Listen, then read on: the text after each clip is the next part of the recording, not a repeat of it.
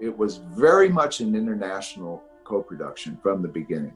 Dino De Laurentiis's peculiar genius was that he was able to finance most of his films by pre-selling them before they were made to foreign territories. So before the films even started, Dino often had either all of the budget back or a good chunk of it. Dino De Laurentiis was really at the center of a lot of international A-list talent. For the production designer, Lynch turned to Anthony Masters, who had won an Oscar in 1968 for his art direction on 2001: A Space Odyssey. Certainly the fact that Tony had worked on 2001 put him in good stead for being offered every science fiction film made in the 70s. He was offered Star Wars. He was actually working on another show at the time, so couldn't do it. And when Dune came along, he loved creating worlds, so it was not a difficult decision for him to jump on board. When Tony came on the picture, we started working, sort of against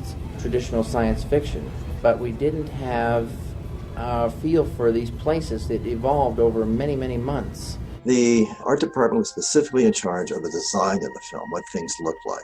And that was Tony Masters, who was in charge of the whole thing, myself, Judith, my wife, George Jensen, who was a storyboard artist, and Mentor Hubner, who was the other storyboard artist. Each of us had a little room in a bungalow sort of a thing, and an office space on the Universal lot. Just getting the groundwork done, getting used to the book, getting used to the script, getting some basic feeling for how the Dune universe was going to look, and also getting to know each other. Now, what was interesting was that I was able to see in the production office that they did indeed have some of the Jodorowsky art, or rather, the art that Chris Voss had done and that Ron Cobb had done and many of the other artists Mobius had done. That was available to them, as was the Ridley Scott stuff, because Dino owned the rights, obviously, so he had that stuff there.